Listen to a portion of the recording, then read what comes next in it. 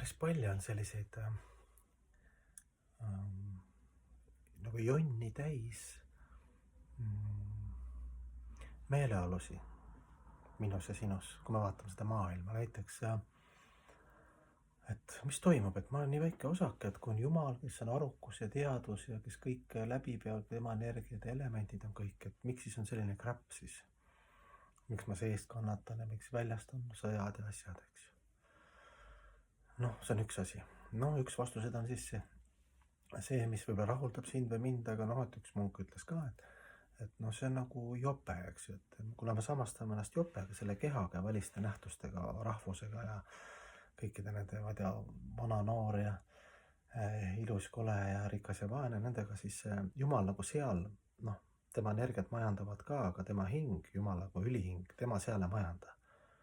Kõik, mis meiega juhtub, tema tegeleb meie hingega, eks ju.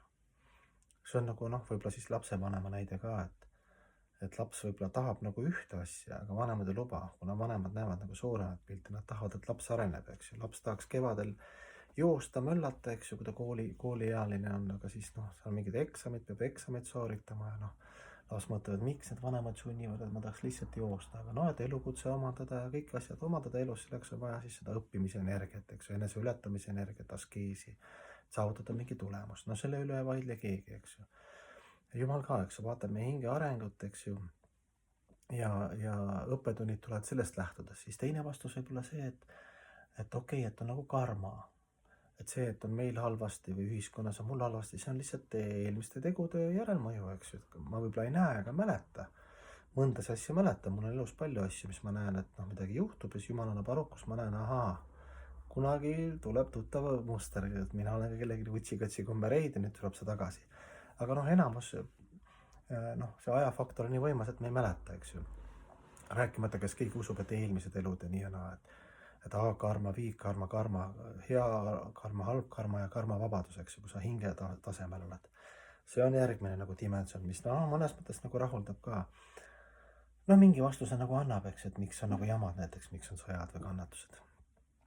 Teine variant on, et no, kolmas variant on siis küsida, et Jumal, miks on, eks ju, iha, viha, kadedus, sõda, ma ei tea, see pealiskaudsus, see ahastus, eks ju.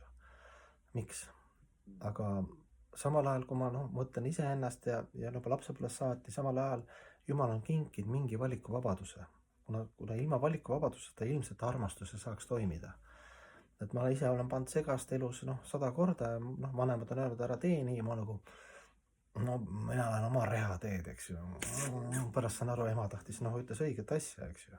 Ta oli kogenum, aga mina ei olnud kogenud, eks ju. See on see valikuvabadus, ise pidid saama, eks ju, laksud ära, pole kedagi süüdistada, eks ju. Ta ei saa öelda, et ema, et miks sa mind kinni ei sidunud. Ema ei sidunud kinni, Samamoodi see valikuvabadus tähendab seda, et kui sul on valikuvabadus, siis sa vastutad ka tulemuse eest, eks ju. Ütleme, et Jumal ei taha seda.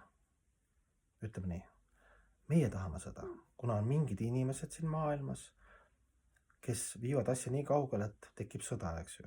Mass, eks tavaliselt surnud mass läheb järgi ka nagu esimene teine maailmasõda näiteks. Massid, eks ju, miljonid lähevad hauda, eks ju, lihtsad inimesed. Üleval vennad mõtlesid, eks ju. Nii, ütleme, et tulemus, kui me oma tulemuse eest ei vastutaks valikuvabaduses, eks ju, siis see oleks täielik ajuvabadus. Siis järelikult ei oleks valikuvabadust.